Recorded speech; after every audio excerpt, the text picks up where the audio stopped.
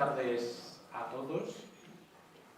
En primer lugar, como es de rigor, pues lo que me gustaría es daros las gracias a todos los que habéis venido a acompañarnos esta tarde. La verdad es que da gusto ver la sala así de llena, porque, bueno, pues porque sabéis que a veces cuesta movilizar a la gente con según qué asuntos, y cuando veis que la gente responde, pues es una satisfacción para nosotros. Pero sabemos que venir un sábado por la tarde aquí, pues a veces cuesta, ¿no? Por lo tanto, os quiero dar las gracias a todos por acompañarnos. También quiero dar las gracias, que no se me olvidó, al Instituto Francés por acoger otro año más nuestro pequeño y modesto ciclo de cine, porque, bueno, porque comentaba antes, esta es una sala que a mí me parece especialmente acogedora, una sala de cine excepcional en un instituto como es el Instituto Francés, pero bueno, en una institución así me parece una sala de cine que es una joya, es un privilegio tener esta pequeña sala de cine, ¿no? Entonces, bueno, pues quiero también dar las gracias al Instituto Francés. Y, por supuesto, pues a quienes nos acompañan esta tarde, a Inmaculada Fuertes y a Carlos Fernández de Casadevante, pues muchas gracias. Inmaculada es valenciana.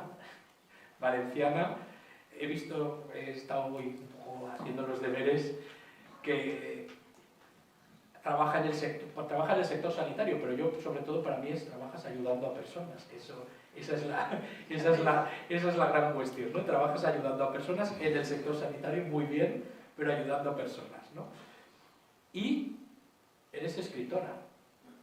Sí, he trabajado, porque ahora actualmente ya mis manos no me lo permiten, me he dedicado a quiromasajista y bueno, las manos ya me pasan factura y no puedo hacerlo, pero hay que cobrar porque hay que comer, pero mi satisfacción era eso, que mi paciente se vaya diciéndome, me has dejado nuevo. Es una satisfacción. Entonces ya escribía pequeñas cosas, de ahí mi primer libro, unos relatos cortos, pero las escribía para mí. Me animaron los amigos a hacerlo y lo hice. Retales de vida. Retales de vida. Lo digo como, pues eso. No quedan. No quedan. Ni en Amazon, que se encuentra de todo, porque nada. Al final encuentras cada cosa que... Después, pues eso, dejas una etapa, que es en este caso la sanitaria, y te reinventas. No pensaba, yo soy de ciencias y no pensaba jamás dedicarme a las letras, pero bueno, esta vida es cambiar etapas. Decidí, cuando ocurrió lo de Óscar, creo que hay que contar las cosas si no parece que no han sucedido, y decidí escribir el libro. Lo que pasa es que en aquel momento yo escribía de forma abrupta, casi vomitaba los sentimientos y tenía que darles forma en este libro y no era capaz. Entonces me sentaba y me levantaba 500 veces. Entre tanto, pues surgió una novela. Hicimos un viaje, mi marido y yo, y surgió una novela. Y con esa novela me divertí mucho escribiéndola, me lo pasé muy bien y descubrí que me gusta la escritura. Este es aquel improvisado viaje. Aquel improvisado viaje. También vuelvo a hacer aquí una pequeña cuña de publicidad. Sí, esas está Samaruk, precisamente, está haciendo la segunda edición, porque tampoco queda. Bueno, pero queda, pero volverá a aparecer. Volverá a aparecer para el año nuevo. ¿Y este año? Y este año pues conseguí escribir después de mucho volver a llorar, volver a revivir la ira, la rabia, la ansiedad, la angustia, pero había que hacerlo, me lo había propuesto y además consideraba que lo necesitaba. Volví a ver aquellos escritos que vomité en aquel momento de forma brusca, volví a ver las fotografías, volví a revisar los documentos médicos, que mucha gente decían que no había ocurrido nada, y volví a revisar la sentencia para no dejarme nada en el tintero, para no equivocarme, porque hay gente con cierta maldad que piensa que cuando cometes un error es porque estás mintiendo. Y no quería mentir ni cometer errores. Entonces quería corroborar mis recuerdos con las declaraciones. He incluido la sentencia precisamente por esa razón, Porque cualquiera que pueda pensar, bueno, estás contando tu historia, efectivamente, estoy contando mi historia, lo que nos sucedió y cómo lo vivimos en mi casa. Pero también estoy contando la verdad de lo que sucedió. Y cualquiera lo puede comprobar echando un vistazo a la sentencia. Están las declaraciones de todos, están las declaraciones incluso de los magistrados y sobre todo están los hechos probados. Y uno de ellos es que no fue una pelea de bar, fue un linchamiento. Aquel libro, pues le di el título de La noche que cambió mi vida, porque aquella noche cambió mi vida. Y la portada, pues la portada es la fotografía que define la noche que cambió mi vida, la de mi marido y la de mi familia, cuando suena el teléfono móvil en nuestro dormitorio. Y nos enteramos de que nuestro hijo está en el hospital, le tienen que intervenir de urgencia porque unos salvajes retrógrados, abertzales, proetarras, habían decidido darle una paliza para matarlo. ¿Por qué? Pues porque era el teniente de la Guardia Civil de Alsasua. A él, a su compañero el sargento y a sus dos chicas, a sus dos parejas. No les importaron darle también golpes, patadas, puñetazos y lo que hiciera falta a dos mujeres. Eso no está contemplado por las feministas. Las feministas no las han defendido en ningún momento, ninguna de ellas. Y María José, la novia en aquel momento de mi hijo, tenía 19 años. Y mi hijo tenía 24 años. Se han esforzado mucho desde el entorno de los agresores en recalcar que son los jóvenes de Alsasua. Pues para su desgracia, esa es la clase de jóvenes, algunos jóvenes, me consta que no todos, los que tienen en Alsasua. Pero los otros 4, los agredidos, también eran jóvenes. También decían que se les había amargado la vida. Les habíamos amargado la vida se la amargaron ellos solitos, se podían haber estado quietos y no hubiese pasado nada. Ellos hubiesen seguido con su vida y mi hijo, el sargento y sus parejas también. Pero bueno, decidieron que no, que era un buen momento de hacerle ver al teniente que no lo querían. El odio sigue vigente, el odio, después Carlos hablará de cuando estaba ETA en pleno rendimiento, pero yo siempre digo que los miembros de la banda terrorista no han desaparecido, no se han volatilizado. Esa gente sigue viva, sigue viviendo y sigue pensando exactamente lo mismo y sintiendo exactamente lo mismo. Con lo cual el odio lo siguen transmitiendo a las nuevas generaciones, desgraciadamente, que les dan ya desde el biberón esa leche envenenada de odio. Odio no saben muy bien a qué, porque lo que defendían en un principio es indefendible. Más de 50 años de terrorismo, asesinatos, secuestros, extorsiones, torturas, exilios de mujeres, hombres, niños, se cometieron en democracia, cuando ya no había ninguna razón para matar porque se pensara de otra manera o porque se tuviese un determinado trabajo. A día de hoy, efectivamente, han dicho que no matan, pero no porque no quieran, no porque no les apetezca, sino porque no les interesa. Están sentados en el Congreso. La madre del cabecilla de los agresores de mi hijo la presentaron como cabeza de lista por EH Bildu por Navarra y la tenemos sentada en el Congreso pagándoles todos un sueldo público. Supongo que eso se lo dieron como premio a que no pudieron evitar que su hijo entrara en prisión, porque si su hijo tiene madre, el mío también. Y para cabezona en este caso, pues no me gana. Yo decidí escribir el libro, explicar nuestra historia y ceder todos los derechos. Todos mis beneficios van cedidos a 3 asociaciones que nos ayudaron en su momento. 2 presentándose como acusación particular, el colectivo de víctimas de terrorismo, y la AUGC, la Asociación Unificada de Guardias Civiles. Y la tercera, cariñosamente conocida como Los Polillas, la Asociación de Antiguos Alumnos de la Guardia Civil, que se hizo cargo de pagar el rehabilitador personal para que mi hijo hoy esté desarrollando su vocación, no su trabajo, su vocación, no quedara cojo con 24 años y a día de hoy, desde julio, sea capitán de la Guardia Civil. Así que yo no me voy a beneficiar económicamente de esta historia. Eso se lo dejo a ellos, el odio y lo que puedan sacar. Pues muchas gracias.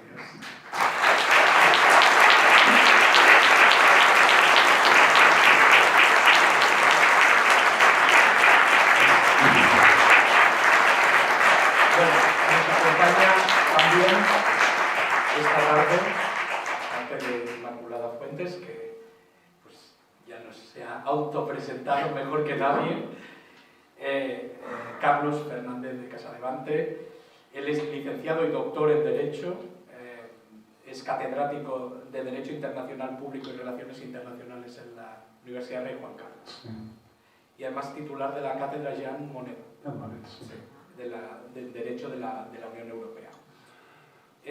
Bueno, es una persona vinculada ya de hace mucho tiempo a la defensa de los derechos humanos, a la lucha contra el terrorismo, al apoyo a las víctimas también, que no es lo mismo, porque también hay que aclararlo, no es lo mismo luchar contra el terrorismo que apoyar a las víctimas, y es autor de un libro que también hemos traído hoy, que se titula ETA y el nacionalismo excluyente, testimonio para una memoria veraz.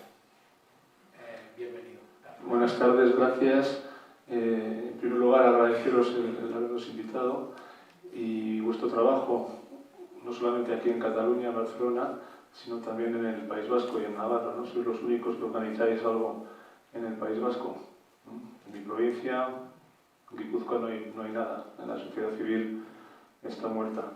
En mi caso, este libro, ETA y el nacionalismo, bueno, el título no es el mío, el título me lo impuso la editorial, por eso ETA y el nacionalismo excluyente. El mío era más directo, yo soy una persona directa, quizás demasiado, pero eso no se puede evitar.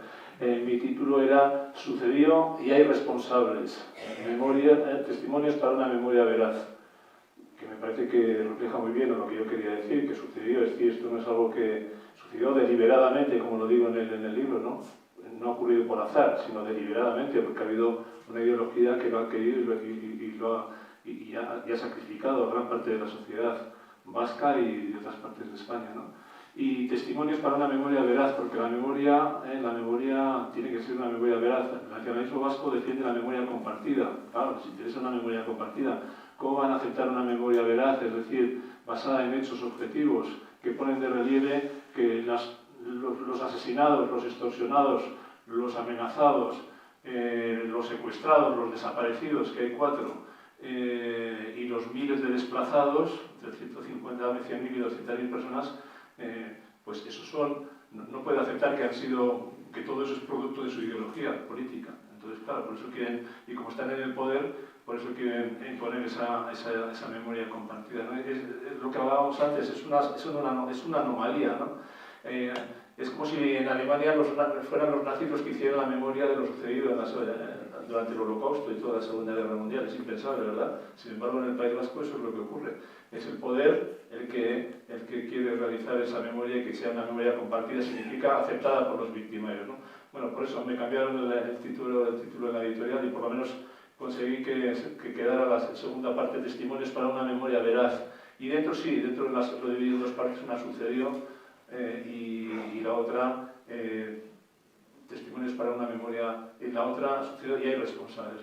Bien, respecto a lo de sucedió, decía antes que fue deliberadamente, es una cosa, llama la atención, yo no me he dado cuenta de eso, no he sido consciente hasta hace poco tiempo, es decir, que el franquismo, la dictadura lo padeció el conjunto de España. Sin embargo, el único país, la única parte de la geografía de España en la que el paso de la dictadura a la democracia fue acompañado, incluso ya durante la democracia y hasta fecha muy reciente, de asesinatos, de persecución, etcétera, etcétera, de todo lo que he dicho antes, solo en el País Vasco.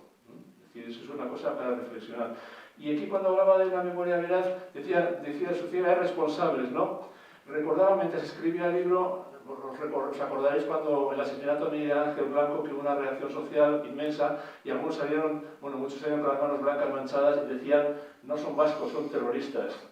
Pues cuando yo estaba escribiendo fui consciente, se me ocurrió, no, eran vascos, eran terroristas y además eran nacionalistas. Es decir, que eso de que no son vascos, unir lo vasco a la bondad y el terrorismo como si no tuviera nada que ver, no.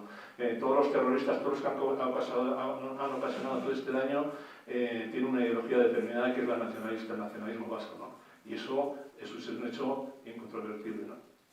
Y en mi caso el libro, pues es algo que yo tenía ganas de escribir, porque yo nazco en el 56 en Irún y toda mi vida he estado acompañada de esta mierda, hablando en plata.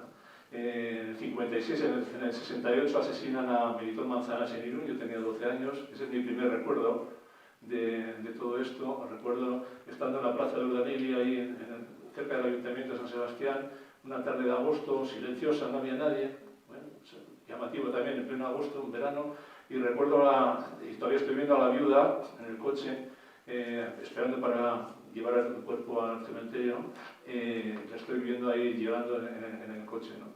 Y luego, poco después, eso en el 68, poco después, 10 años después, a otro vecino de Irún que yo no conocía de nada, un constructor, del que hablo en el libro, José Legasa, Ubiría, es un constructor que en el año 76, en la transición, ahí había muerto Franco en la transición, recibe una carta de extorsión. Y este hombre para mí es un ejemplo de dignidad, no lo he conocido.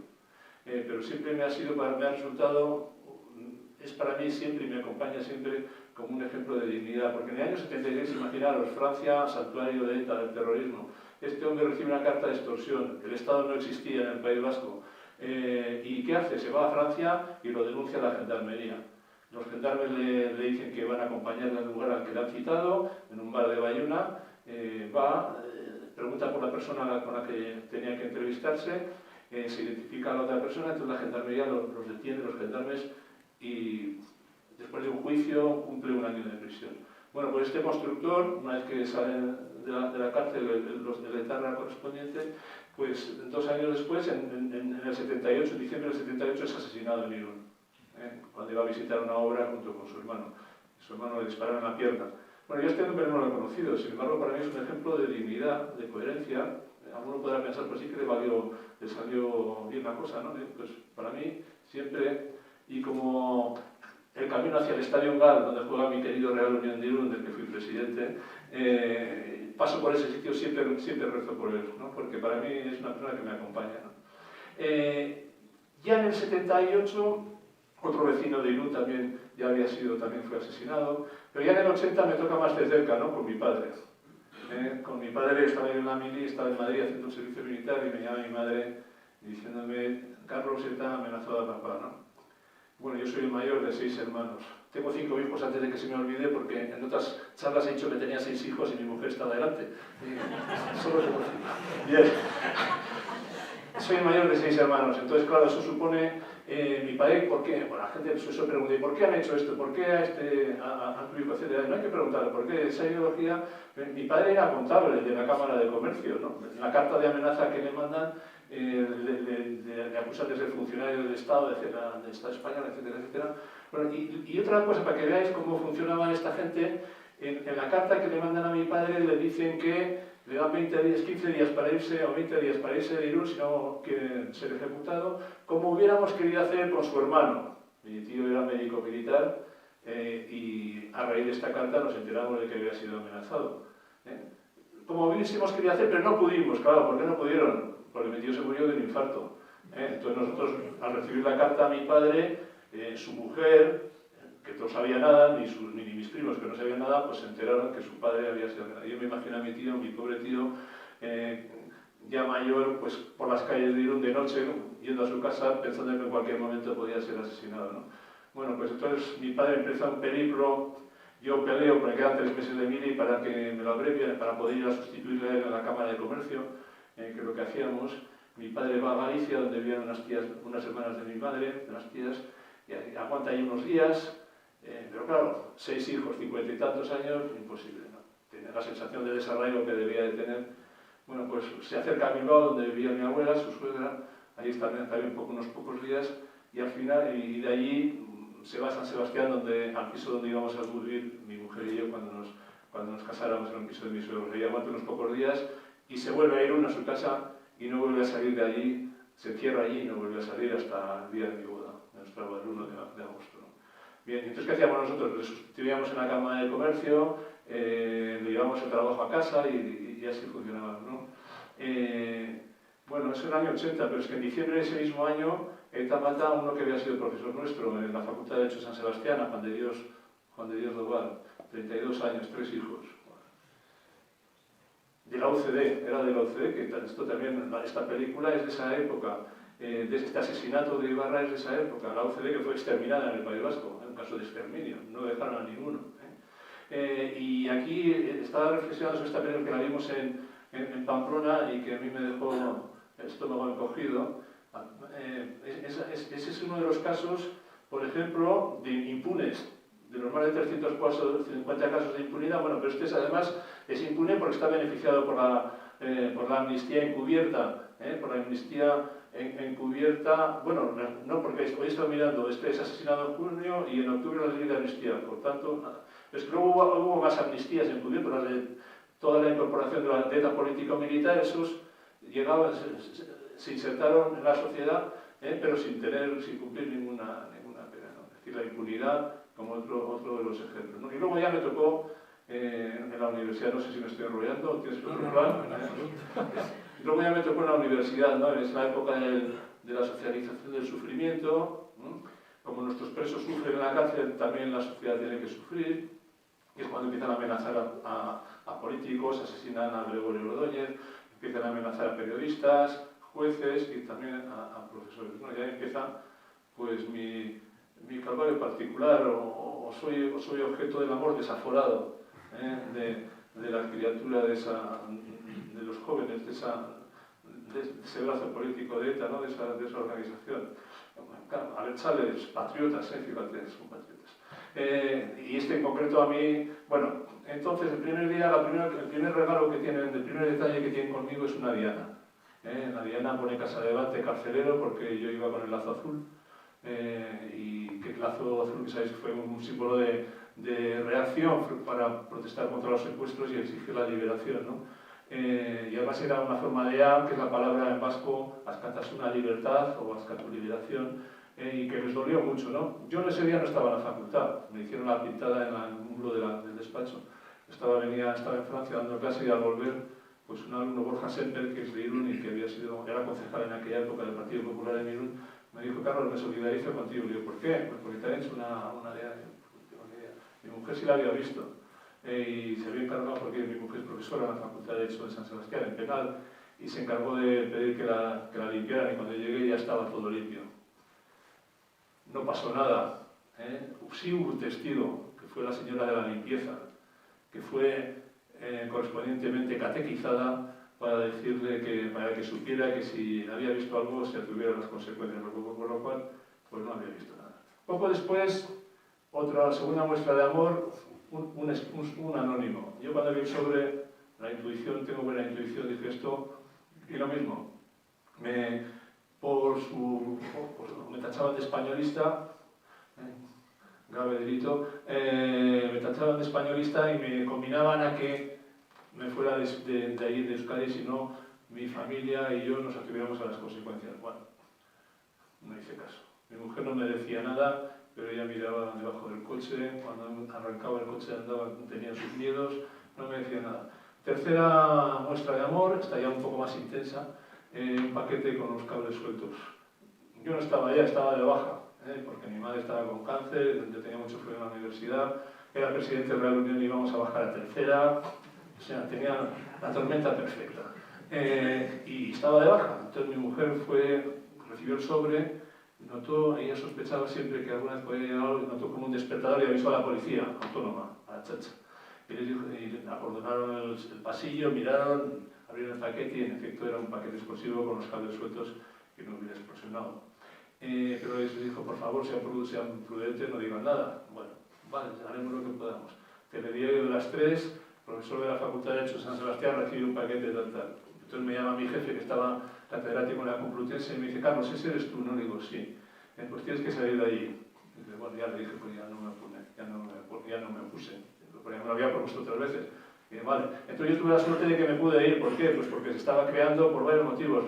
Porque se estaba creando la Universidad de Juan Carlos en Madrid, porque el ministro del Interior era Jaime Mayor Oreja, que me ayudó, si no, y porque mi jefe y otro profesor que había tenido en San Sebastián José Iturmendi, que era el decano de la Facultad de Derecho de la Complutense, pues se movieron e hicieron lo posible para que se creara una cátedra para que yo pudiera ir. Ya había un compañero mío al que no le hice ninguna gracia que fuera. Quiero decir que eso es en relación con esto que se habla de la solidaridad, etcétera, etcétera. Bien, pero yo tuve la suerte, ¿no? Pero estos patriotas me tenían tal afecto, tal amor, que no estando ya en Madrid, estando ya en Madrid, o sea, ya no estaba en la Facultad de Derecho de San Sebastián ni nada, pues en una jornada de lucha que tuvieron allí en el campus, pues aparecí en unas sopravías compartiendo cartel con Miquel Azurmendi, nuestro querido Miquel Azurmendi, y otro profesor que no llegué a conocer. Lo mismo, a los profesores españolistas, Caña, etcétera, etcétera, lo de siempre. Bueno, el caso es que yo nunca tuve ningún problema mientras daba clases allí. Yo siempre condenaba los asesinatos, apuntaba a la pizarra los días que llevaba una persona en un agujero, para que los alumnos fueran conscientes de que lo que nosotros vivíamos no era la realidad, que vivíamos una realidad ficticia, porque había gente sufriendo y tal, y nunca tuve ningún problema. Alguna vez se fue un alumno y resultó que era uno de estos del sindicato de la Asociación de Estudiantes Patriotas, y carrera del Chalear, pero nada, ninguna otra cosa, ¿no? Pero bueno, qué menos, ¿no? En una facultad de Derecho que no callar, eso pensaba yo. Pero debí ser de los pocos, pero bueno, no me arrepiento. En realidad, en Facultad de Derecho, hablando de derechos humanos, etcétera, etcétera, pues qué menos, ¿no? ¿Vas a hablar luego del tema de la Iglesia? Podemos hablar también. Bien, no, digo para no enrollarme yo ya y beber, ¿no? Entonces voy a terminar aquí ya. Ahora quería empezar por un tema que me interesa especialmente, y además que tu libro lleva en el subtítulo la palabra memoria. Es un tema además que a mí últimamente le estoy dando muchas vueltas al tema de la memoria, ¿no? Y hice incluso referencia en el último premio a la tolerancia que recibió Sacabat, esos jóvenes de la universidad. Sí, nos invité a Madrid, estuvieron el año pasado. Pues hacía referencia a este tema de la memoria. Además, vuestro caso es especialmente interesante porque tú nos hablas de aquellos tiempos, hay tiempos en los que ETA estaba activa, ahora ETA ya no está activa, y ahora hemos entrado en ese periodo de construcción de la memoria, ¿no? Entonces a mí, como ya lo dije en su momento, pero como ingeniero, el concepto de memoria me hace arrugar la nariz, porque claro, esto, para quien no lo sepa, es un concepto que fue introducido a principios del siglo XX por un sociólogo francés, Holbach, que ya dijo que la memoria era un poco como la edificación de la historia colectiva, ¿no? A partir de las memorias o los recuerdos individuales, cómo se construía esa historia colectiva. Pero lo más paradójico para mí como ingeniero es que eso es una historia o una reconstrucción del pasado que es cambiante. Y además que es cambiante según la ideología del momento. Y yo cuando ya oigo que una ciencia es cambiante, es como si a mí me dijesen, no, las leyes de Newton son cambiantes. Y entonces, un día aquí se aplican y otro día aquí no, porque alguien dice que no. Bueno, cuando dice que no, normalmente suelen ser ultra radicales que de repente dicen que aquí las leyes de Newton no entran. Tanto a mí como ingeniero ya me empezaba a sonar mal el tema de la memoria, ¿no? La memoria, de hecho, y tú lo has dicho bien, la memoria, el impulso al concepto de la memoria viene con la Shoah, viene con el Holocausto. Y quien construye la memoria del pueblo judío y de la Shoah es el pueblo judío, es decir, las víctimas. Como tú has dicho, ¿cómo podemos permitir que la memoria la construyan los verdugos? O sea, es una locura. Entonces, claro, a mí este concepto de memoria, como va de lo individual a lo colectivo, pues como memoria individual me parece estupendo, pero cuando se convierte en algo colectivo y además, de alguna manera, institucionalizado, por ejemplo, por el poder, pues empieza a ser muy peligroso. Porque claro, el poder pues puede querer establecer una verdad oficial, que es la suya, y lo estamos viendo. En España lo que está ocurriendo es que el poder, de manos de los asesinos, lo que está haciendo es construir una memoria a su gusto y manera. ¿Esa memoria qué hace? Pues silencia a muchos de los que están aquí, ¿no? O silencia a vosotros, silencia porque es la memoria oficial que nos quieren imponer, básicamente, ¿no? Entonces distorsiona el pasado y lo curioso es que ya no se habla de historia. Y tu libro es estupendo, porque fíjate, memoria, también tienen memoria los que dieron las palizas en Nauchasua, ellos tienen su memoria, pero eso no es historia. Historia, que es una ciencia, a pesar de que resulte paradójico, pero la historia es una ciencia porque se usa el método científico para investigar la historia se puede contrarrestar, o sea, puedes ir con documentos y decir, frente a la memoria de los asesinos en potencia, porque no llegaron a asesinar, porque no pudieron. No le asesinaron por minutos. Claro. Por minutos, porque no pudieron. Frente a la memoria está la historia, y la historia es su memoria, es la suya, y estará muy bien, desde mi punto de vista está muy mal, pero bueno, su memoria es lógico que la tengan.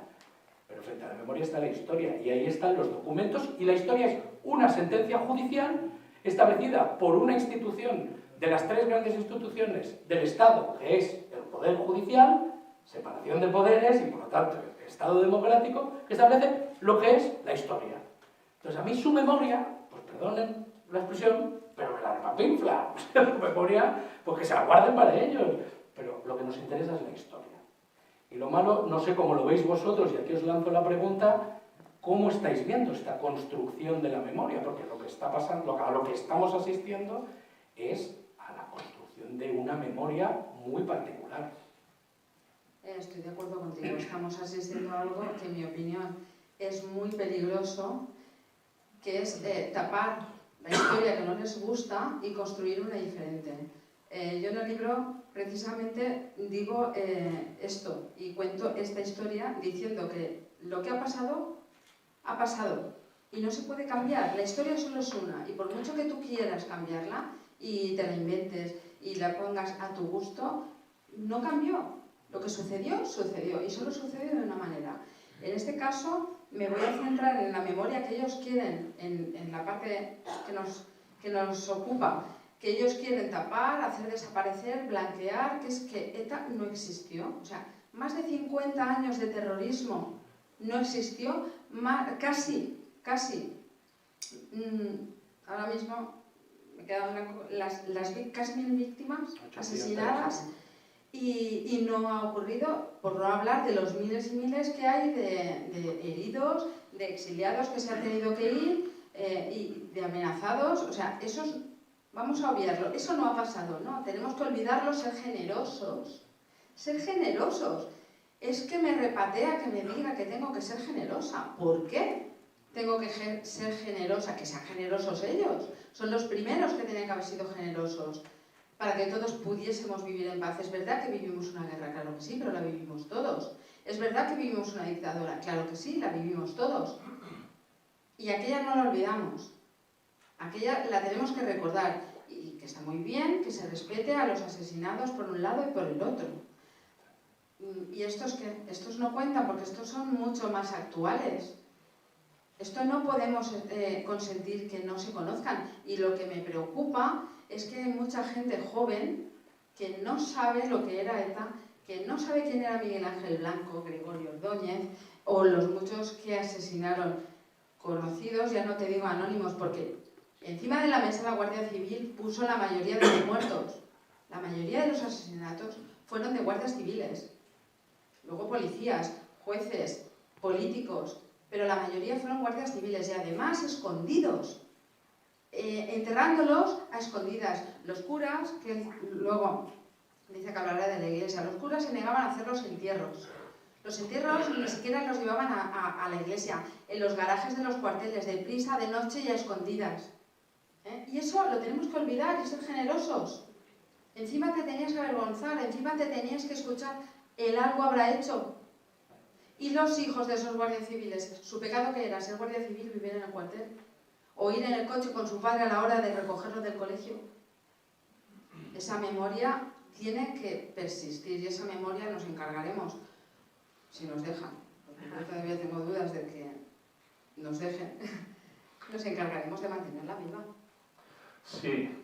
En la memoria también nadamos contracorriente. Hay una frase que yo he recogido aquí en el libro que me gustó mucho, de un vasco que fue, esto militó en el Partido Socialista de Euskadi, que dice: hubo muchos años que luchamos por la vida, hoy tenemos que luchar por la verdad. Y así es. Y así es. La memoria, pero una memoria veraz, como decía yo aquí, ¿no? Lo que tú has señalado es verdad, es lo que quiere el poder, ¿no? Vender su producto. Y dentro de esa venta de su producto, de esa memoria que trata de ser compartida para que los victimarios estén contentos, lo cual ya es la leche, en una memoria que igual a víctimas y a víctimas, eso es lo que lleva como consecuencia que no tengan interés en que las nuevas generaciones no sean instruidas en lo que pasó, ¿no? En el País Vasco por lo menos. ¿Pero qué es la memoria? Bueno, la memoria son los hechos objetivos, pero también tenemos en el caso vasco lo que se ha hecho en el Parlamento, ¿no?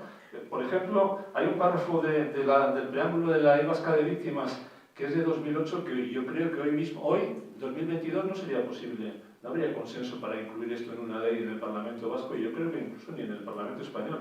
Dice así, respecto a la memoria, ¿quiénes han sido los victimarios? Las acciones de ETA no son casuales, ni sus objetivos y estrategias son fruto del azar o la improvisación. Ante la imposibilidad de establecer por vías pacíficas su proyecto totalitario y excluyente, pretenden imponerlo a través del ejercicio de la violencia terrorista, utilizando la sangre de personas inocentes, las víctimas, para aterrorizar al conjunto de la ciudadanía, buscando su desistimiento. Bueno, pues ahí el propio Parlamento Vasco reconoce, ¿no?, que ese trozo de quiénes son. Pero, por ejemplo, otro y este caso de un asesinado de Buesa, de Fernando Buesa, parlamentario vasco, en el Parlamento Vasco, que dijo lo siguiente: la macrovictimización producida por ETA, abre comillas, se dirige selectivamente contra algunos, especialmente contra quienes no estamos de acuerdo con la política que los partidos nacionalistas proponen, ni con la soberanía ni con la construcción nacional, entendidas como claves políticas que, de resolverse en el sentido que el nacionalismo reivindica, conducirían a la paz definitiva. Es decir, que elementos para construir una memoria veraz los hay. Lo que pasa es que el poder, en el caso del País Vasco, el poder no quiere porque la victimización a la que ha dado lugar, la ideología que defiende, es su ideología, es su proyecto político. Entonces no quiere hacer una memoria veraz, significa deslegitimar el proyecto político inherente a esa ideología. ¿Qué se ha conseguido de paso? Destruir la sociedad vasca. En la sociedad vasca no compartimos nada. Por lo menos, yo creo, los no nacionalistas no compartimos. Vamos a la bandera, la Icurriña. Es la bandera del Partido Nacionalista Vasco. ¿Qué más me da que esté en el Estatuto de Autonomía? Por buena fe o ingenuidad de esa generación de políticos que instalaron la democracia.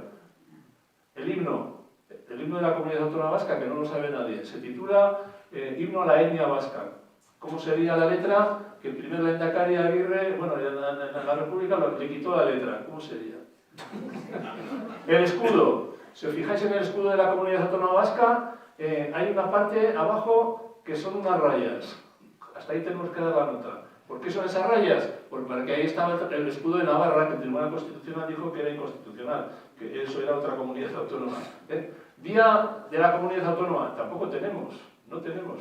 Es el día de la patria vasca, que celebran la Pascua de Resurrección los nacionalistas. Por cierto, con un origen también muy intenso, muy culturalmente muy prometedor. Fue el día, la Pascua de Resurrección, en el día en el que el hermano de Sabina Arana le dijo que había tomado conciencia de que no era español. Con esos mimbres, ¿qué coño de cesto debo hacer? ¿Qué vamos a compartir? No compartimos nada. Y luego otra cosa que no hay que olvidar. La situación actual del País Vasco está condicionada y ya irreversiblemente por la limpieza que se ha hecho. Los 350.000 o 100 y 200.000 vascos que ya no están allá, por lo tanto no votan allá. No solo ellos, sino incluso su proyecto de vida ha sido destruido. Sus descendientes nunca van a votar allá, nunca nada. Es decir, y otro hecho que pasa desapercibido, yo no entiendo cómo el PNV tiene tan buena prensa en Madrid, en el Madrid oficial, ¿no? Porque, primero, se ha beneficiado de esta limpieza, bueno, ellos y Batasuna, bueno, ahora mismo. En segundo lugar, ellos porque era el brazo político, Batasuna, ahora mismo, de ETA, ¿no? Pero el PNV, que los puros se presentaron a todas las consultas electorales con ventaja. porque ellos no tenían ningún problema para confeccionar sus listas, mientras que el PP y el Partido Socialista de Euskadi tenían problemas, sobre todo el PP, para encontrar gentes que fueran en sus listas que podían ser asesinadas. De eso no se dice nada. De la legitimidad de todos los procesos electorales en el País Vasco no se dice nada.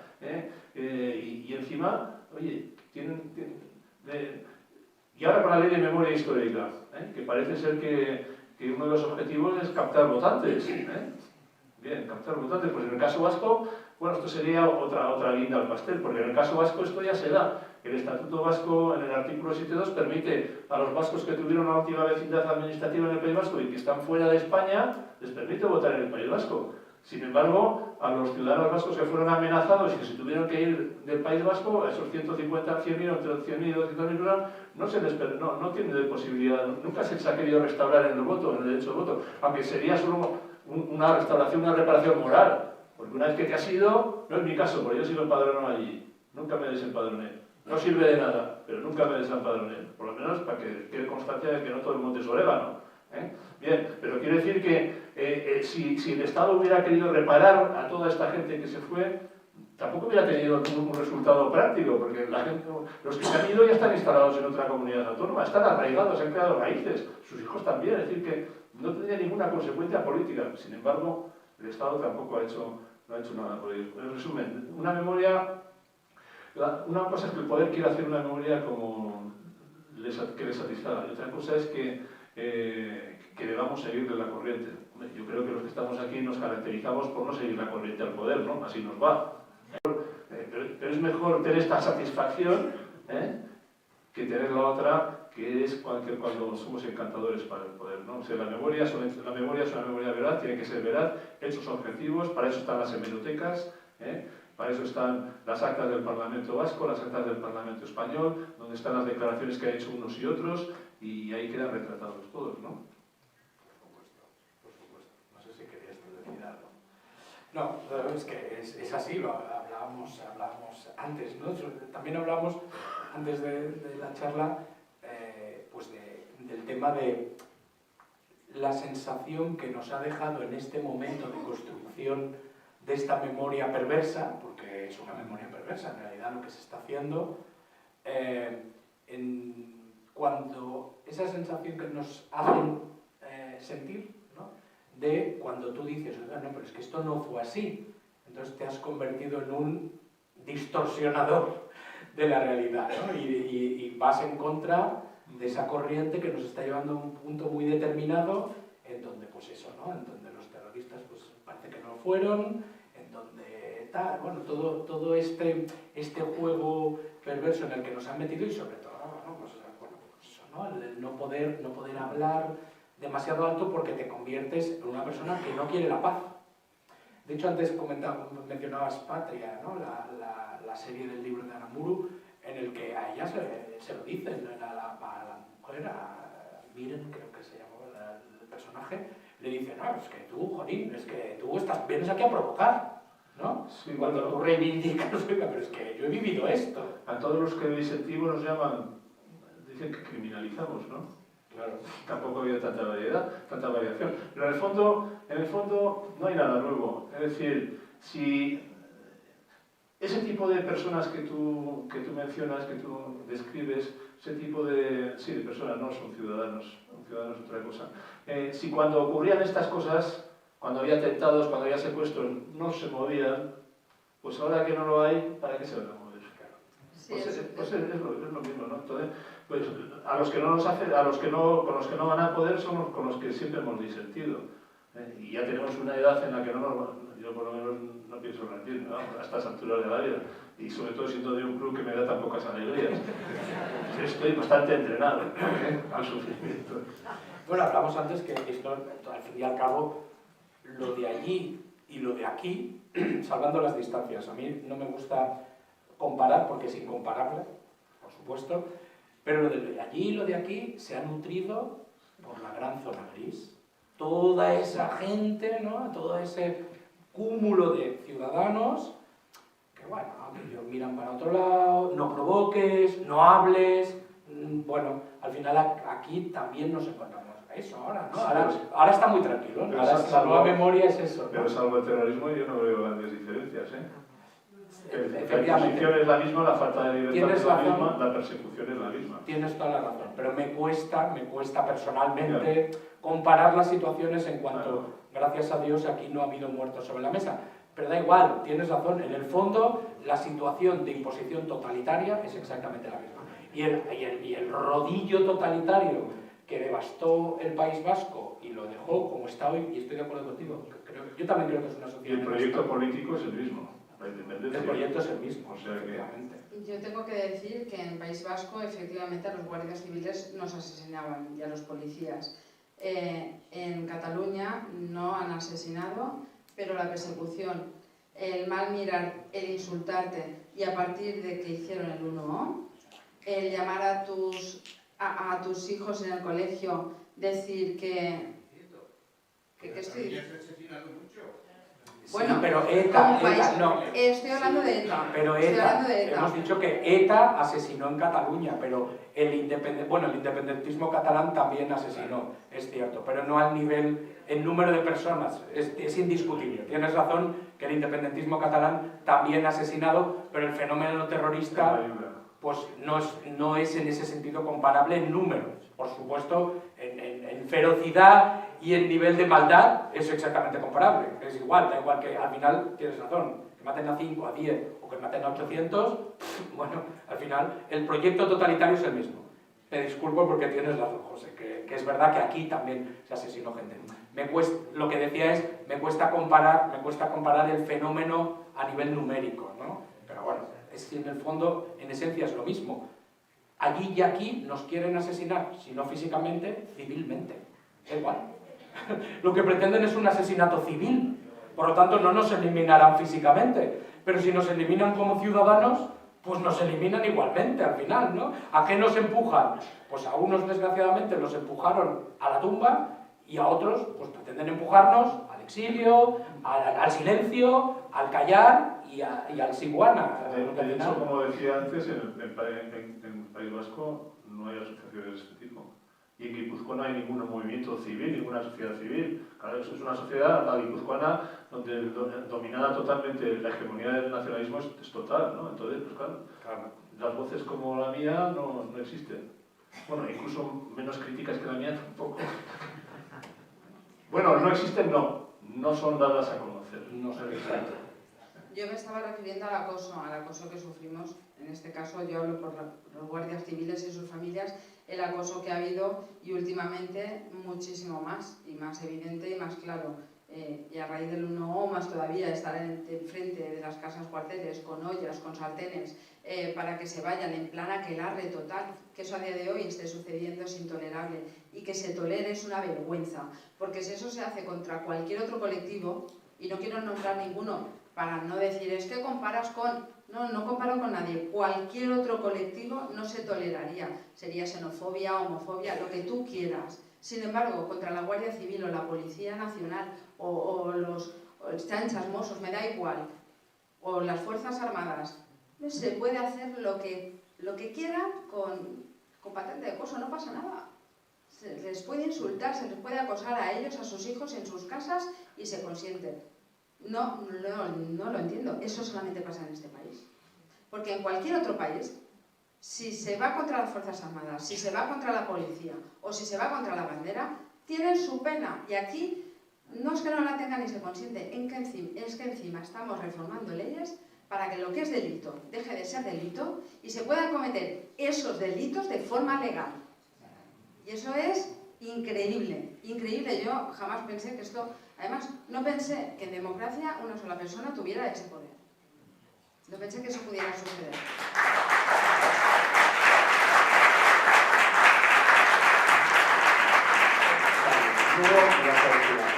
En relación con este enfoque, yo, mientras estaba activa en lo de tu hijo, cuando ETA no está activa, en el fondo hay una cosa que debería preocupar, incluso a los propios nacionalistas, y es que la violencia que se ejerce ahora es por generaciones que no han conocido, que han nacido en democracia, que no han conocido el terrorismo, es decir, pero todos tienen algo en común, que es la ideología nacionalista vasca.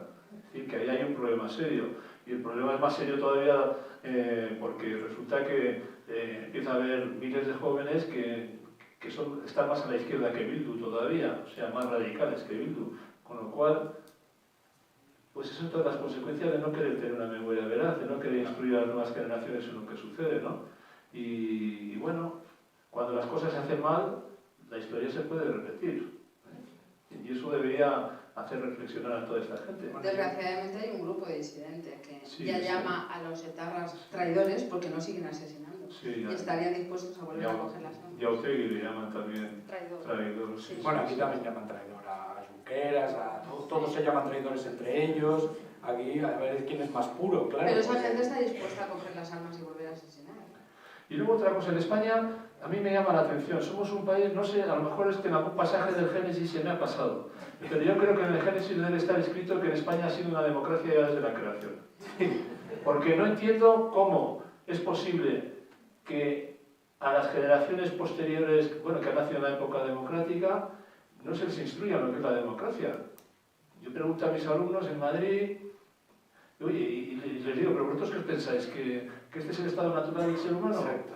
Bueno, la democracia también hay que cuidarla y hay que vigilarla. Y mira por dónde, al cabo, yo estoy diciéndolo hace años, y mira por dónde los peligros que ya la Comisión Europea ha empezado a llamar a avisarle al gobierno español, ¿no? Es decir, si no se instruye a la gente en el pasado, pues es imposible. Entonces, claro, las generaciones actuales, como decías tú, no saben, no conocen nada de ETA, no saben ni quién era Miguel Ángel Blanco. Pues, yo hace unos meses estuve en la Universidad de Valencia dando una conferencia que me invitó un colega y yo cuando voy a estos sitios, pues si ha habido una víctima del terrorismo, hago referencia. Y ahí hay el profesor Broseta, un profesor catedrático de Derecho Mercantil que fue asesinado por ETA. Y les pregunté a los alumnos y, bueno, hice un recordatorio en memoria de este profesor. Y ¿vosotros sabéis quién es? No tienen ni idea. Y son de su propia universidad. Y digo, claro, pues si vosotros no tenéis la culpa. Si nos hablan, pues claro, por eso la importancia de la memoria, por la importancia de contarlo a nuestros hijos. Mis hijos han sabido todo lo que les pasó, cómo fue amenazado su abuelo, cómo he sido amenazado yo. Yo estaba preocupado, en algún momento, porque los más pequeños, cuando me voy en el 98, pues la más pequeña tiene 2 años y la otra tiene 6. Y al cabo del tiempo les pregunté, oye, vosotros, ¿sabes? Cuando yo me veíais que me iba todos los domingos a Madrid, que me decían, no. ¿Cómo era? ¿Pensabas que era, cómo era tu trabajo? Y yo, pues bueno, menos mal. Y además, como nos traía chocolate y galletas, pues, con lo cual, por lo menos eso no ha sido traumático para ellos. Hombre, es verdad que tenemos un camino difícil, pero obligatorio al mismo tiempo, ¿no? O sea, vivimos en la sociedad del entretenimiento inmediato. Y la democracia, desgraciadamente, es el más aburrido de los sistemas. Es decir, la democracia no es un sistema de grandes diversiones y de inmediateces, sino es un sistema de acuerdos, de diálogo, etc. Y de ceder todos, ¿no? Claro, ahora lo que se lleva es vídeos de 20 segundos y diversión inmediata. Y claro, estamos luchando contra eso. O sea, las generaciones jóvenes lo quieren todo rápido, lo quieren todo inmediato, ¿no? Entonces, pues también nos trae eso. Los líderes que estamos viendo a nivel mundial, etc., también responden un poco a esto, ¿no? Soluciones fáciles, soluciones rápidas a problemas complejos. Y la democracia, claro, pretende dar soluciones complejas a problemas complejos. Y eso implica trabajo. Y claro, yo estoy quizá yéndome un poco del tema, pero al final me da la impresión... Yo comparo la época que a mí me tocó vivir con cuando muere Franco en el 75, yo soy del 56, luego todo el proceso, la legalización de partidos políticos, os acordaréis, un periodo de gran ilusión en España, las primeras elecciones con las cortes constituyentes, etc., los mítines, no sé, me daba tanta preocupación. Hoy en día los alumnos, la gente joven, está abducida por el móvil y yo digo, pero vamos a ver, ¿qué os creéis? ¿Que porque vosotros estéis abducidos por el móvil o paséis de todo, un día os podéis encontrar que ya no hay, que en lugar de ser ciudadanos sois esclavos? Ahí está. Y digo, bueno, a lo mejor a muchos no les importa ser esclavos porque siguen con el abducido, pero los que quieran ser ciudadanos, por eso hay que ser militante, ¿no? Hay que ser militante. Y bueno, claro, pues molestamos, pues el poder parece ser que le interesa más tener abducidos que militantes. Yo creo que hay una parte de la sociedad, desgraciadamente, muchos son jóvenes, nuevas generaciones que están instaladas en la comodidad. Viven de una forma cómoda, sin muchas preocupaciones en cuanto a que, bueno, sí, hay muchos preocupados porque no tienen trabajo, no se puede comprar un piso y todo esto, y me parece fenomenal que exista esa motivación en ellos, pero también en que el país no rueda solo, en que hay que hacer cosas para que el país ruede y ruede bien, porque tú tienes esos problemas precisamente porque las cosas no funcionan, no van bien. Pero hay muchos instalados en la comodidad de, bueno, pues ya lo arreglará otro. Y en tu libro y en el mío coincidimos en tratar, o yo creo, en tratar que hay una parte que son los tibios, que nunca se han metido en nada, que esperan que todo lo solucione otro y que así yo no me tengo que calentar la cabeza, porque eso requiere trabajo, requiere preocupación, requiere no dormir por la noche y eso ya que lo haga otro. Sí, por eso es muy importante la labor en casa. Sí. Más que en los colegios, en casa. Porque en casa, yo recuerdo de pequeños cuando venían, ¿qué os hablan? ¿Qué dicen de la comunidad autónoma? Y dicen, no, el País Vasco y Navarra. Y yo, no. Y la bandera, pues bueno, la bandera, pues sabéis todo esto, ¿no? Hay que estar encima instruyendo para desmontar lo que las falsedades que se les pueden transmitir, ¿no? Y no digamos en estos tiempos con otras cosas. ¿Vamos a hablar de la Iglesia o no? Venga. Bueno, simplemente... Te iba a dar esa entrada. Gracias, Carlos. Siéntete libre. Vamos a ver, yo soy cristiano, soy creyente, y por lo tanto, eso que vaya por delante, no voy a desprestigiar la Iglesia. Quiero decir que mi experiencia personal, que también la reflejo ahí en el libro, al desgarro interior que supone tener que vivir así, pues porque cuando yo me tengo que ir, me voy con 42 años, dejo mujer y 5 hijos en San Sebastián y me voy con mi maleta a vivir durante unos años a una habitación interior en Madrid que me encontré a través de una asistenta social de una parroquia de San Sebastián, pues bueno, ese desgarro interior, tú solo allí, hablamos antes de Miquel y bueno, imagínate en Estados Unidos, ¿no? De Miquel Azurmendi, cuando se tuvo que marchar. Ese desgarro interior, pues se añadía el que yo volvía todos los fines de semana a mi calvario, ¿no? Jesucristo lo clavaron y resucitó, pero no volvía todos los días. Luego te decía que yo volvía, ¿no? Y entonces, ¿qué ocurría? Pues que yo, bueno, como yo estaba solo en Madrid, me propusieron ser decano de la facultad y dije, bien, vale, de acuerdo, mejor ocupado que desocupado. Y con el dinerito que me daban de complemento por ser decano, pues me volví en avión a San Sebastián, con lo cual me permitía estar antes y salir más tarde. Y entonces yo, al volver, bueno, te encontrabas ahí con el drama, porque claro, yo tengo el defecto de que veo. Muchos de mis paisanos, no por problemas de vista, no debían ver, entonces yo veía escoltas, claro, es un amenazado con 5 escoltas, pues claro, los veías, ¿no? Y alguna vez, pues yo, así conocí yo a Joseba Arregui, un día lo vi y le dije, oye, Joseba, no, que sepas que me solidarizo contigo. Y me dice, no, así es la vida. Y yo, no, así no es la vida. Y me dice, es verdad. Y con otro que tampoco conocía nada, igual, pero bueno, es casi que los veía, ¿no? Era volver y la gente haciendo sus compras, felices, o sea, como si no pasara nada. Y cuando yo me encabronaba de verdad, era cuando me volvía. Porque en el aeropuerto, ¿qué veía yo? Yo veía empresarios, turistas, pero lo único que se iba a la fuerza era yo, ¿no? Y eso, durante 2 años, pues yo tuve mi combate y además iba a misa. ¿Y qué ocurría? Pues que oía al sacerdote que pedía por los pobres, los hambrientos, los que tenían en guerras. Oye, y entre nosotros no pasaba nada. Nadie pedía nada. Y llegaba la hora de la paz, daba frontalmente la paz, y la paz, bueno, pero no, oye, las víctimas no existíamos, no existían. Y tanto, y bueno, y a lo mejor, pues, y a veces, cuando algún cura en alguna misa que yo estaba, pues hacía referencia a un secuestrado o condenaba un asesinato, yo después de misa me iba. Y le daba las gracias. Me dice, ¿las gracias? Y digo, pues esto no es lo normal. Digo, no, esto es normal, esto es excepcional, ¿no? Bueno, es decir que yo tuve mi combate también ahí interior, ¿no? Hasta que renuncié, después de haber luchado como Jacob con el ángel de Dios, yo durante 2 años renuncié y dije, bueno, renuncio a entenderlo y a aceptación silenciosa. Y a partir de ahí me pacifiqué, ¿no? Pero me dolía cada vez que yo estoy a esa escena conocida de del obispo Setién, que pasa por delante de los hijos de Aldaya cuando está secuestrado en San Sebastián con la pancarta de las fiestas de San Sebastián, yo estaba allí. Y soy tan gilipollas, sí, que cuando estábamos aquí con los hijos, que cuando lo veo a Setién por allá, soy tan gilipollas que dije, se acercará a saludar a los familiares. Pues sí, ya lo creo que siguió todo recto y allí se fue a decir misa a la Basílica de San Sebastián. Bien sabrá si pidió o no por el padre del secuestrado, pero nada. Y Irún, fiesta de San Marcial, el día 29, día San Pedro, misa mayor, va a la corporación.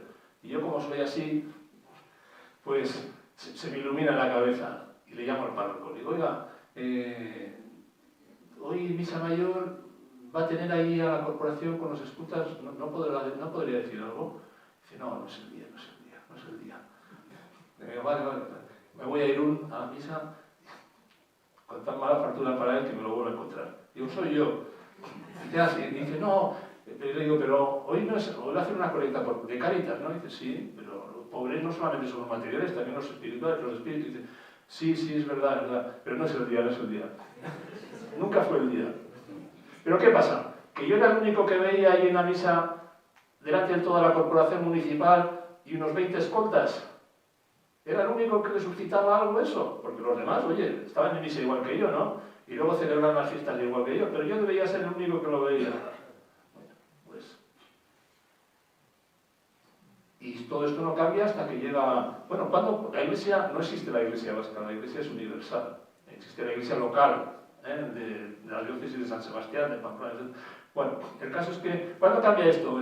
Pues en lo que al País Vasco se refiere, cuando viene un no vasco, uno que no es vasco, que es un palentino, Ricardo Blázquez, que es el primer obispo, en aquel caso de Bilbao, que pide perdón a las víctimas del terrorismo por las actividades, las complicidades y las ambigüedades que ha habido con ellos. Oye, el primero, año 2000, año 2000. 2012, la primera misa que se realiza por las víctimas del terrorismo en San Sebastián, Munilla, el obispo Munilla, al que le querían tanto, y eso que sabía euskera, Por eso, pues porque no comulgaba, bien, porque es el único poder que no controla el nacionalismo todavía de la Iglesia. Y en 2000, no la controla. Y en 2000, eso fue en 2012. Y en 2018, hay por primera vez un comunicado conjunto de los obispos de Álava, San Sebastián, Bilbao, Pamplona, Tudela y el francés de Bayona, donde piden perdón a las víctimas del terrorismo. 2018. Bien, es decir que hemos tenido... Ha habido que esperar mucho tiempo, ¿no? Y a mí eso también me ha causado un sufrimiento adicional, ¿no? Como creyente. Yo sostengo que es incompatible el nacionalismo con el cristianismo. El cristiano es universal, no puede... En fin, confusión de dioses que tienen algunos, ¿no? Bien, yo he rezado mucho porque el Espíritu Santo le inspirara al Papa al nombrar al nuevo obispo. Todavía no ha tomado posesión, ya es un claretiano, no sé cómo saldrá, ¿no? Espero que el Espíritu Santo haya acertado. Nos ha tenido más de 30 años ahí abandonados a los no nacionalistas, a ver si esta vez se inspiró de verdad y ha acertado, ¿no? Pero quiero decir que con todo lo de esto lo que os digo es que incluso dentro de la Iglesia, no solamente la jerarquía, es el cuerpo, ¿no? Como no hemos existido, hablabas tú de la tibieza, no hemos existido, las víctimas no han existido. Y no por falta de décadas para poder manifestarlos. Desde los entierros vergonzosos y vergonzantes de guardias civiles, etcétera, y policías nacionales de la época más dura, hasta fecha muy reciente. Yo tengo que decir que esto ocurrió en 2016. Mi hijo organizó, como hace siempre, desde que es teniente, la patrona es nuestra Virgen del Pilar. Yo soy cristiana y le pido todas las noches que me lo guarde, y por la mañana le pido que pasen el día a los míos y a todos los demás, que les cubra con su manto. De hecho, creo firmemente que mi hijo está vivo porque la Virgen del Pilar le echó un manto por encima mientras le seguían apaleando y pateando la cabeza cuando ya estaba inconsciente en la cabeza, en el suelo. Cuando ya estaba inconsciente en el suelo le seguían pateando la cabeza. Y la Virgen del Pilar le echó un manto por encima en forma de María José. María José le protegió la cabeza y gracias a eso mi hijo está vivo. Y recibía las patadas ella. Tengo que decir que este año estando en Alsasua, también decidió celebrar la patrona como se celebra en todos los cuarteles de España. Y fue a pedirle al párroco hacer la misa. Y el párroco le dijo que ya te puedes ir por donde has venido, que la misa no te la voy a celebrar. 2016. Sí, sí. Pecadores hay por todas partes. O sea que allí no ha cambiado mucho. Bueno, quiero decir que haya este tipo de casos también en una de las últimas películas de Iñaki Arreta también salió uno diciendo burradas. Burradas. Precisamente, ¿por qué se ha producido la desertización dentro de la Iglesia en el País Vasco? Bueno, es general, pero en el País Vasco pues, también por el componente ideológico. Había una sustitución de religiones. Se ha sustituido la religión del cristianismo por la religión nacionalista. Tienen sus ritos, sus dioses, sus altares, entonces pues es normal, pero en la Iglesia no. Tenemos de todo, claro que sí. Afortunadamente sí se la hicieron los capuchinos. Y bueno, sí. Nos tuvimos que ver a la puerta al típico Aldemendi, pintado en amarillo, fuera de aquí. Y bueno, sí, celebramos la misa. Fuimos a compartir la patrona con nuestro hijo, Alsasua. Y luego al vino de honor, pues vinieron estos señores amablemente a invitar a la gente a que se vaya, que se fuera y no nos acompañase. Efectivamente, la gente que había tenido la valentía de acudir empezó a desfilar, porque se iban quedando con las caras. Salió tanto mi hijo como los guardias que estaban a invitarles a que o se marchaban o entraban a tomar un vino. Es que lo que no ha desaparecido, como dices tú en el libro, es el odio. No ha desaparecido ni una pizca. A ellos y a los demás, a los que no pensamos como ellos, que nos odian. Sí. Es un odio visceral. Entonces, pues desgraciadamente aquí en Cataluña también, lo que te comentaba antes, aquí en Cataluña también han acosado compañeros nuestros. Yo estuve en contacto con una compañera mientras le estaban acosando, cuando el fatídico día de las votaciones, no votaciones, y es increíble. Bueno, es que yo la verdad es que, dándole vueltas a este tema, yo creo que en Cataluña ha habido un cambio. En Cataluña había ciertas cosas que hace unos años no se decían, no se atrevían a decir, porque tenían vergüenza de decir lo que pensaban y se lo reservaban. Pero yo creo que ha habido un cambio desde cuando empezó el procés y toda esta historia, y es que se han dado cuenta que la única manera de conseguir la independencia va a ser siendo especialmente antipáticos y que se la den. Es decir, que les digan, oye, marcharos. Que realmente... Y entonces, ahora hay todo un sector del nacionalismo que es especialmente hiriente constantemente, con todo luego la placa que nos jalea, y la TV3 que nos apoya y que nos da programas, más luego todos los demás... Y creo sinceramente que es una política activa de resultar especialmente antipáticos. Porque en parte, en el resto de España está habiendo una cierta corriente de que se vayan.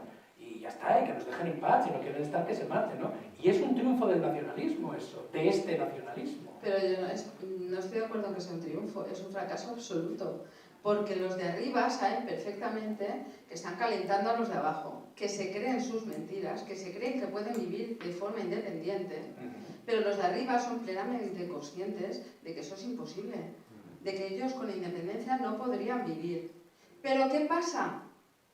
Que sacan todo lo que quieren, especialmente dinero. Esa es la verdad. Los de arriba son conscientes de qué tienen que hacer, calentar a los de abajo, para que les hagan el trabajo sucio y ellos llevárselo calentito. Es un modus vivendi el nacionalismo. Totalmente. Sí, es un montaje para perpetuarse en el poder, ¿no? De todos modos, en esa hipótesis hay un problema. Y es que todos que somos muchos los que no estamos por la labor de dejaros a los que no sois nacionalistas, que os veáis perjudicados por eso. Y os lo agradecemos.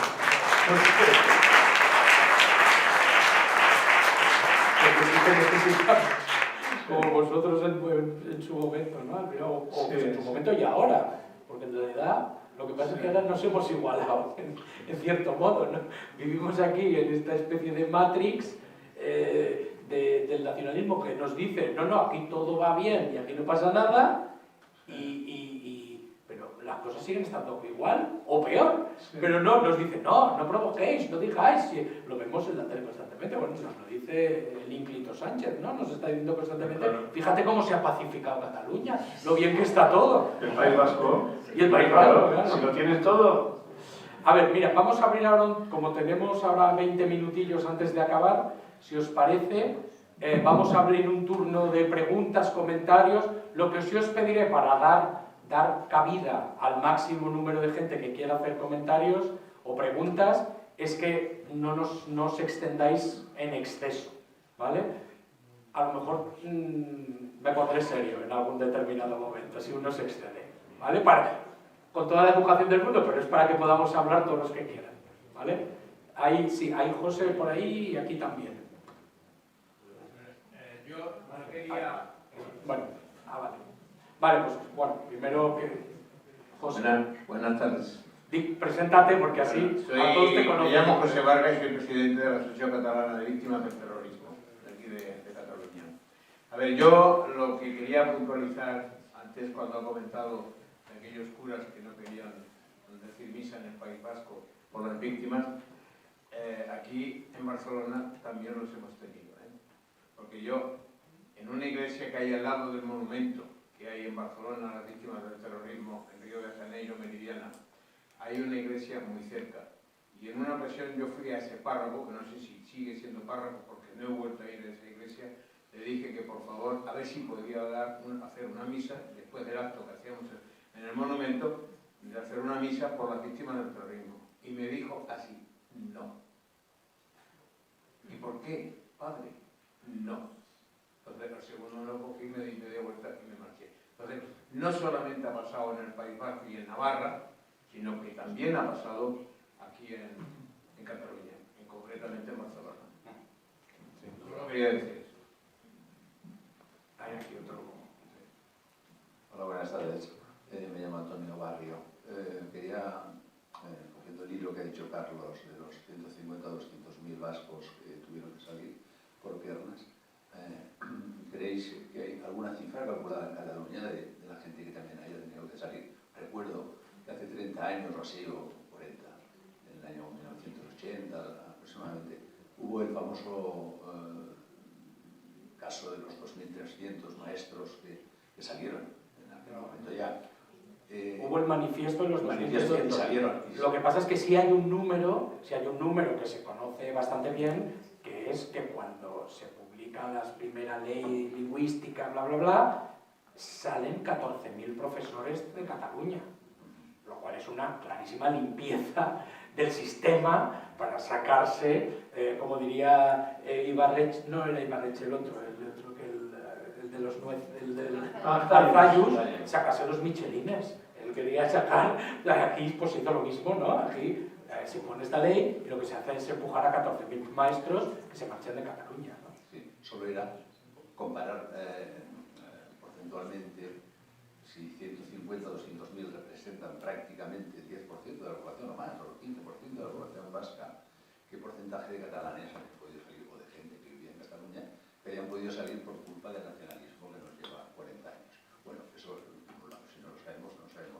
Y a Carlos comentarle que si no hubiese existido la Iglesia vasca, ETA no habría existido. O sea, que el apoyo de ETA recibido por parte de los curas vascos y Setién y compañía no habría existido. O sea, Sí, no, yo me refería... No hay ninguna duda. No me refería a que no existe la Iglesia vasca en cuanto a denominación.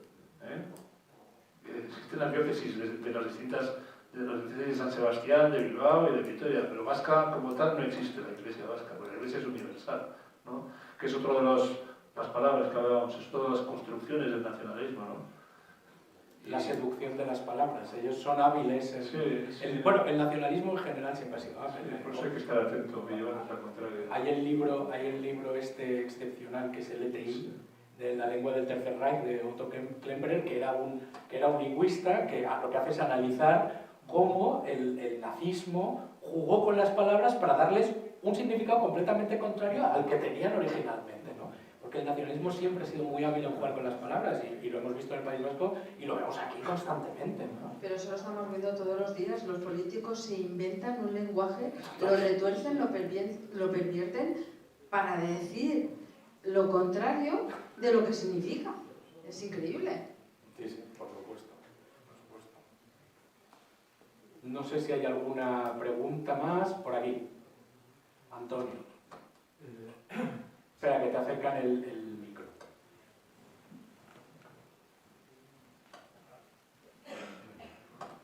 Sí. Hay un aspecto que ya me lo han oído otras veces, que es cómo se está trabajando pura ingeniería social por primera vez estos temas, que es el tema de la enseñanza. El tema de la enseñanza tienes personas que están aprendiendo la verdad de las cosas y se les está transmitiendo estas ideas del nacionalismo, sea vasco o catalán, ¿no? Esto está impregnando la manera de ver la vida de los niños que se hacen adolescentes y que cuando acaban el bachillerato, al cabo de pocos meses, puede ser que voten, ¿no? Esto está pasando cada día. Cada día millones de personas están recibiendo esta información. Y otro aspecto muy importante, aparte del tema de la edad, es que se hace muy lentamente. En el País Vasco se ha hecho una violencia muy rápida y muy violenta. Cataluña ha sido otro modelo. Ha sido mucho más lento. Cuando ha habido una protesta se ha retrocedido, pero al cabo de 2 o 3 años se ha vuelto otra vez con el mismo objetivo, ¿no? Es decir, la lentitud con que se está trabajando en Cataluña está haciendo que nos encontremos con una sociedad en los adolescentes y en los jóvenes totalmente distinta. Han mamado el nacionalismo y eso es muy difícil de tirar para atrás. O se recupera el control de la enseñanza o se va a producir pues, una secesión continua una detrás de otra. Yo estoy plenamente de acuerdo con este señor. Se ha trabajado muy bien en Cataluña desde hace muchísimas décadas en el adoctrinamiento. Lo han hecho perfectamente. Está perfectamente adoctrinada las nuevas generaciones. Tienen asumido que eso es su derecho, un derecho que se inventó alguien, es su derecho a la autodeterminación y a considerarse por encima del resto. Porque cuando uno es independentista y quiere la autodeterminación es porque se considera mejor que el otro. Es un sectarismo absoluto. Y eso lo han hecho muy bien. En mi opinión, siempre he dicho que hay 3 cosas que jamás debería de haber cedido el Estado, como Estado central. La educación, la seguridad y la sanidad. Esas 3 cosas jamás se deberían de haber cedido. Nunca.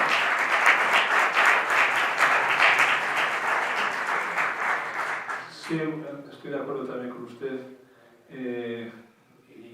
Pero hay un responsable también que es el Estado. Tenemos un Estado peculiar, que ahora quiere eliminar la sedición, arguyendo que en otras partes que está penalizado de otra manera inferior, no es verdad. Pero bueno, por eso hay que ser ciudadanos, es lo que les digo a mis alumnos, hay que ser ciudadanos. Y más si estáis estudiando Derecho, no os podéis permitir el lujo de pasar de todo. Tenéis la obligación de reaccionar cuando cuentan estas mentiras, ¿no? Es decir, tenemos un Estado peculiar. Y en segundo lugar, también en el País Vasco, por ejemplo, a través del mecanismo de la educación concertada. En los colegios concertados, eso conlleva 2 peajes ahora mismo. Uno, el de la lengua, que como es más difícil que el catalán, pues tienen que intentárselo, pero ya quieren imponer la inmersión lingüística total en el vasco. Y por otro lado, la ideología de género, que también los colegios, si quieren recibir financiación pública, pues también tienen que pagar ese peaje. Con lo cual, pues, las generaciones actuales, los países actuales tienen una situación bastante complicada. Tienen que estar muy atentos, porque si no lo están, pues les puede ocurrir lo que dice usted con carácter general, ¿no? Pero siendo eso preocupante, yo creo que igual de preocupante es que tenemos un Estado que no existe, ¿no? Y ahora un gobierno que está en manos de justamente los que quieren destruir el Estado, ¿no? Que es el nacionalismo en todas sus variantes, ¿no? Algo tan reaccionario como esa ideología, oye, resulta que la población la apoya. También es algún motivo de reflexión, ¿no? Mayoritaria, por lo menos en el País Vasco.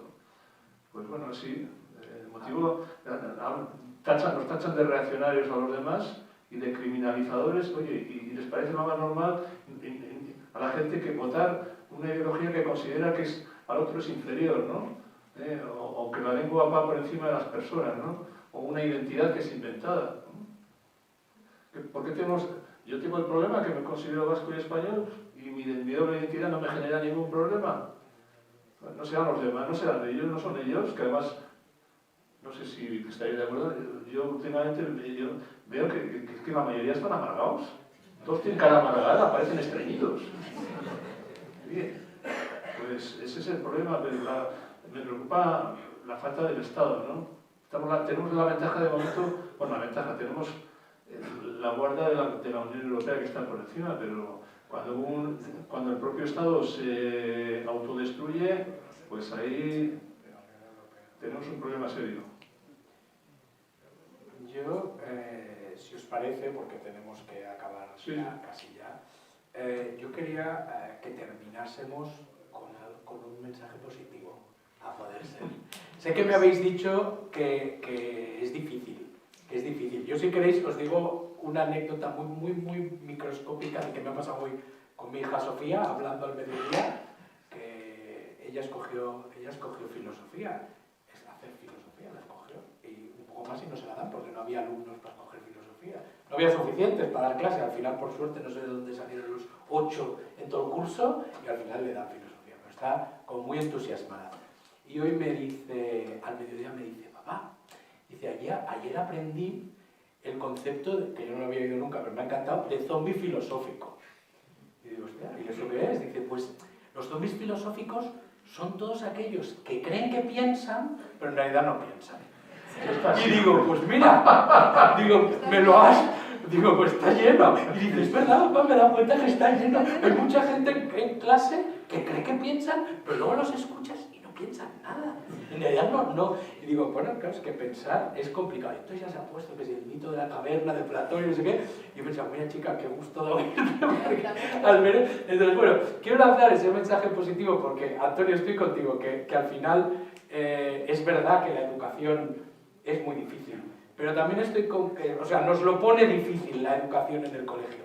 Pero también estoy contigo, Carlos, que yo creo el mensaje positivo es, oye, aquí estamos, hay que seguir dando esta batalla y además hay que darla en casa, para empezar, como has dicho tú.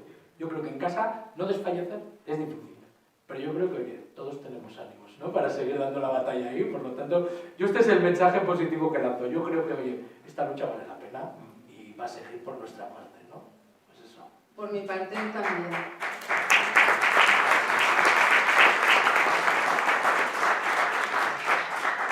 Por mi parte me quedo con la parte positiva de la cantidad de gente que se ha volcado con nosotros, que nos ha apoyado, que nos ha transmitido su cariño y su apoyo. Y me he dado cuenta que efectivamente queda mucha gente que no está conforme y que de alguna manera pues lo hace saber. Y gente que ha perdido el miedo, en Navarra por ejemplo, gente que perdió el miedo y salió en manifestación espontánea a la comandancia y se reunieron allí 3.000, 4.000 personas en apoyo a guardias cívicos que tenemos aquí. Eso es importante. Si me permites, leo un pequeño párrafo que para mí es importante para agradecer, en principio, a todos los que habéis hecho el esfuerzo de acompañaros aquí esta tarde y a los que habéis pensado en nosotros para darnos esta oportunidad.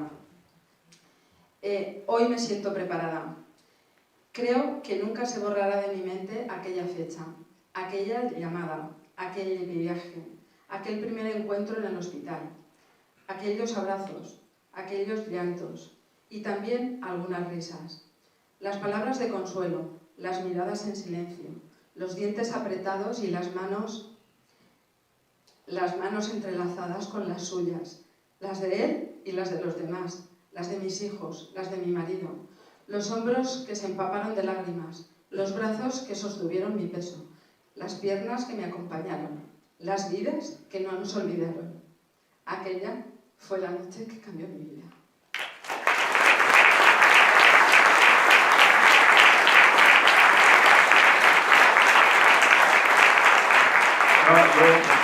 Me sumo a tus palabras porque estoy seguro que no voy a ser más optimista que tú. Os agradezco vuestro trabajo, a la Asociación información y a todos los que estáis aquí, resistentes, y yo creo, utilizando un símil bíblico, que lo único que nos queda es seguir sembrando y confiar que vengan otros que recogerán, ¿no? Y a resistir, a resistir. Muchas gracias. Pues muchas gracias.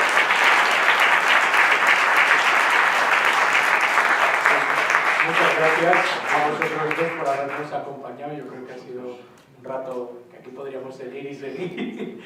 Bueno, vamos a dejar, si os parece, 5 minutos, porque ahora el documental que viene ahora sobre Lagun, ¿no? Sobre la librería Lagun, que yo creo que todos conocemos.